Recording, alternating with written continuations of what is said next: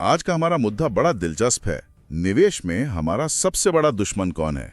अक्सर हम सोचते हैं कि ये बाजार का उतार चढ़ाव है या वो कोई बड़ी आर्थिक घटना, लेकिन आज के हमारे स्रोत बताते हैं कि असली दुश्मन तो हमारे अंदर ही बैठा है, हमारे अपने दिमाग में। आज हम बिहेवियरल फाइनेंस यानी व्यवहारिक वित्त के संसार में एक गहरी डुबकी लगाने वाले हैं। मतलब ये समझने की कोशिश करेंगे कि हमारी भावनाएं, हमारी सोच की आदतें और हमारे दिमाग के शॉर्टकट हमारे पैसों से जुड़े फैसलों को कैसे बिगाड़ सकते हैं। और इसके लिए हमारे पास एक एकेडमिक रिसर्च पेपर है और जेम्स मॉन्टियर की मशहूर किताब the little book of behavioural investing से निकाले गए कुछ बेहतरीन विचार हैं। तो हमारा मकसद साफ है, उन मनोवैज्ञानिक जालों को समझना जिनमें हम सब फंसते हैं और शायद उनसे बचने का कोई रास्ता खोजना। चलिए शुरुआत एक छोटी सी मगर मजेदार पहेली से करते हैं। एक बल्ला और एक गेंद की कुल कीमत $1.10 है। बल्ला गेंद से ठीक $1 महंगा है। तो बताइए गेंद की कीमत कितनी है? इस पर एक पल के लिए सोचिए, हम इस पर वापस लौटेंगे। तो उस पहेली का जवाब क्या निकला? अगर ज्यादातर लोगों की तरह सोचा जाए तो दिमाग में तुरंत 10 सेंट का आंकड़ा कौंधा होगा। ये एक स्वाभाविक जवाब है, लेकिन ये गलत है। सही जवाब है 5 सेंट।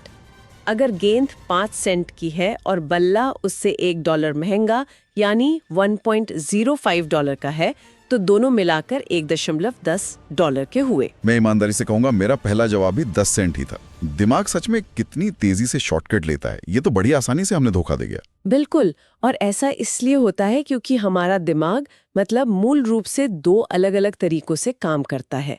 मॉन्टियर की किताब इसे बहुत अच्छे से समझाती है। वो इन्हें एक्स सिस्टम और सी सिस्टम कहती हैं। एक्स सिस्टम हमारा ऑटोमेटिक, भावनात्मक और असहज ज्ञान वाला हिस्सा है।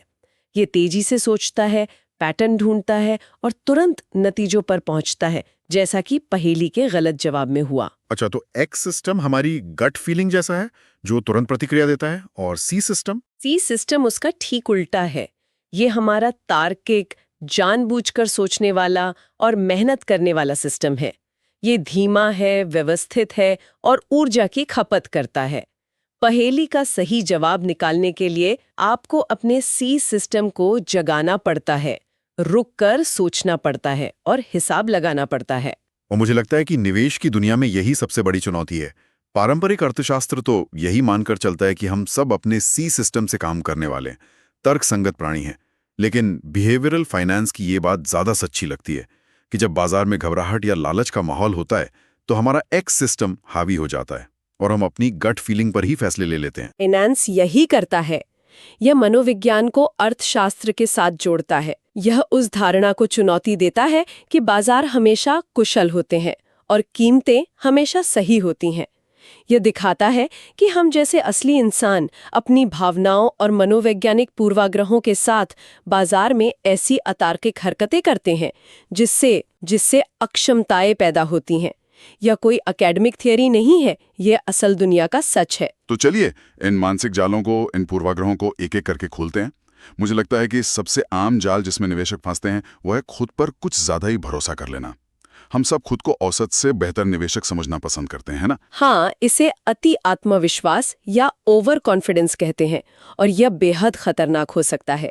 इसका मतलब सिर्फ ये नहीं है कि हम सोचते हैं कि हम बेहतर हैं, बल्कि हम अपने ज्ञान, अपने कौशल और भविष्य का अनुमान लगाने की अपनी क्षमता को भी बहुत ज्यादा आंकते हैं।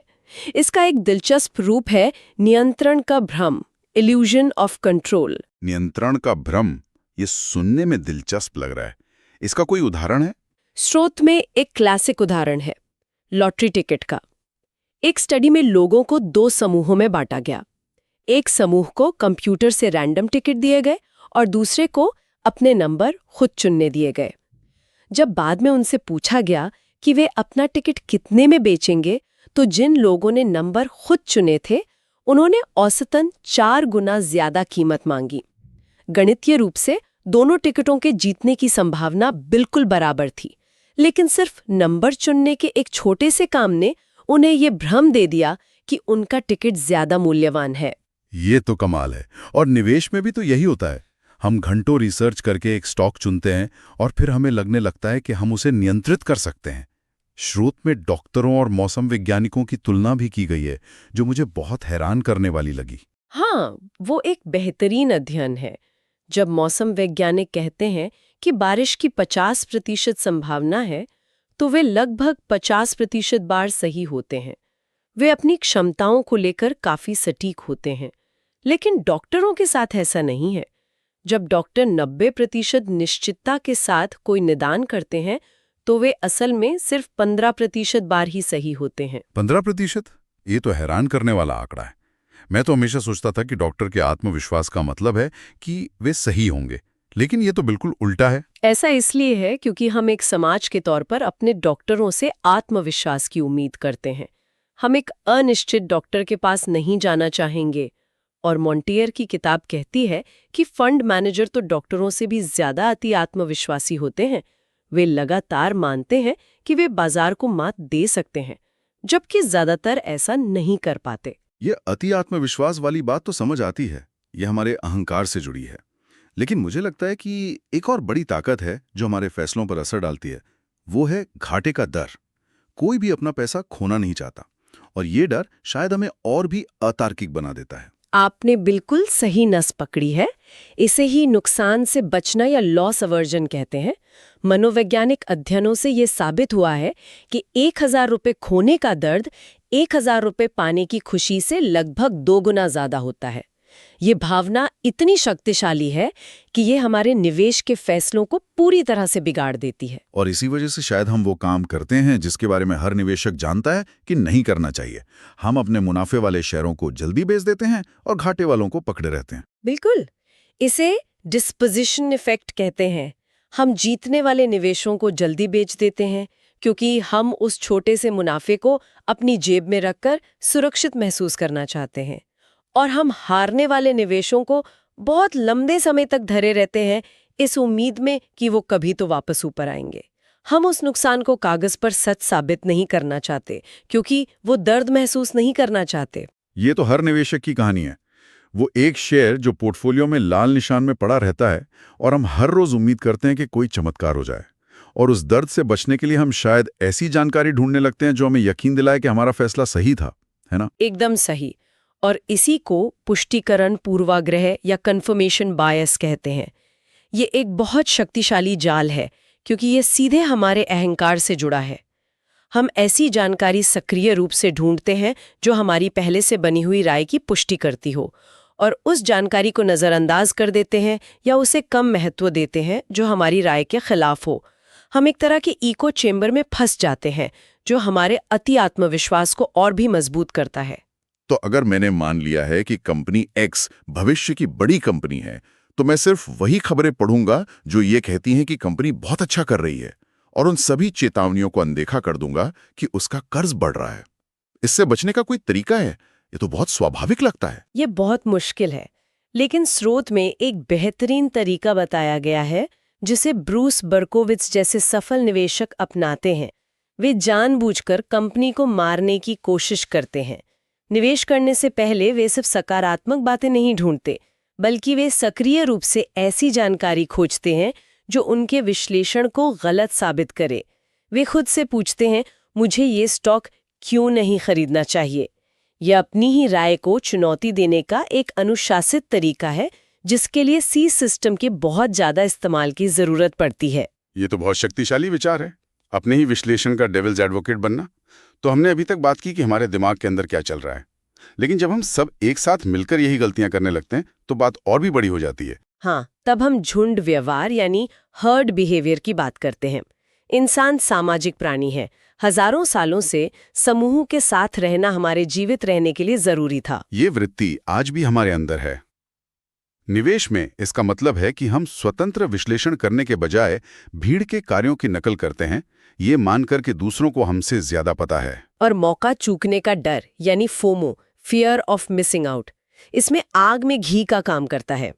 जब हम देखते हैं कि हर कोई एक खास स्टॉक खरीद कर पैसा बना रहा है, तो हमारा एक्स सिस्टम चिल्लाने लगता है कि हम पीछे रह गए। स्रोत में रिलायंस जियो का उदाहरण दिया गया है, जो भारतीय संदर्भ में बिल्कुल सटीक बैठता है। बिल्कुल, जब जियो लॉन्च हुआ तो एक कहानी बनी कि ये कंपनी पूरे टेलीकॉम सेक्टर पर हावी हो जाएगी। इस कहानी ने निवेशकों में भारी उत्साह पैदा किया। लोग सिर्फ इसलिए निवेश कर रहे थे क्योंकि दूसरे कर रहे थे। इस सामूहिक आशावाद ने कीमतों को तर्कसंगत स्तरों से कहीं ज्यादा ऊपर धकेल दिया। ये झुंड व्यवहार का एक क्लासिक मामला था। डर और लालच जैसे भाव पूरे समूह में तेजी से फैलते हैं। और जब ये झुंड व्यवहार चरम पर पहुंच जाता है तो क्या तभी बाजार के बुलबुले यानी मार्केट बबल्स बनते हैं? हाँ, झुंड व्यवहार ही बुलबुलों को हवा देता है। स्रोत में एक चौंकाने वाला आंकड़ा है। सांख्यिकी रूप से एक बड़ा बुलबुला यानी कीमत में 2 स्टैंडर्ड डेविएशन का उछाल हर 44 साल में एक बार बनना चाहिए, लेकिन 1925 से लेकर अब तक 30 से ज्यादा बन चुके हैं। ये साफ तौर पर दिखाता है कि बाजार तर्कसंगत नहीं बल्कि भावनाओं से चलता है। तो ये बुलबुले बनते कैसे हैं? क्या इनका कोई निश्चित पैटर्न होता है? स्रोत में जॉन स्टुअर्ट मिल के काम के आधार पर 5 अवस्थाएं बताई गई हैं। हाँ, ये फ्रेमवर्क बहुत उपयोगी है। पहला चरण है विस्थापन यानी डिस्प्लेसमेंट। मुनाफे का कोई नया रोमांचक अवसर पैदा होता है। ये इंटरनेट जैसी कोई नई तकनीक हो सकती है या ब्याज दरों में बड़ी गिरावट। दूसरा चरण है क्रेडिट निर्माण। बैंक और वित्तीय संस्थान उस नए अवसर में पैसा झोंकने लगते हैं। कर्ज लेना आसान हो जाता है, जो आग में घी का काम करता है। और फिर आता है सबका पसंदीदा चरण, जब हर कोई पैसा बना रहा होता है। तीसरा चरण उत्साह यानी यूफोरिया। अत्यधिक आशावाद हावी हो जाता है, तर्क पीछे छूट जाता है। लोग कहने लगते हैं इस बार ये अलग है, जो निवेश की दुनिया के 4 सबसे खतरनाक शब्द हैं। नए नए विशेषज्ञ पैदा हो जाते हैं और कीमतें आसमान छूने लगती हैं। चौथा चरण है वित्तीय संकट या फाइनेंशियल डिस्ट्रेस। अंदरूनी लोग जिन्हें समझ आने लगता है कि पार्टी खत्म होने वाली है, वे चुपचाप अपना पैसा निकालना शुरू कर देते हैं। धोखाधड़ी के मामले सामने आने लगते हैं। और फिर अंत में दर्दनाक सच्चाई। हाँ, 5वां और आखिरी चरण